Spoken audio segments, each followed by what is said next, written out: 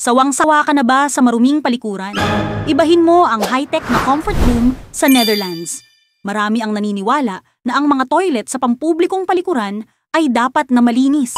Kaya, para solusyonan ito, nakaisip ang isang kumpanya sa Netherlands ng espesyal na toilet na automatic na umiikot at naglilinis ng sarili pagkatapos gamitin. Nice! Umiikot ito ng 180 degrees para palitan ang nagamit ng bowl.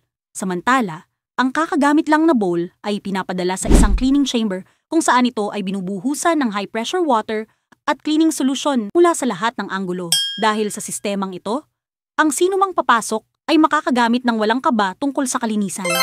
At hindi lang yan, once na umalis na ang gumamit ng palikuran, ang sahig naman ay automatic na hinuhugasan ng high-pressure floor cleaning system.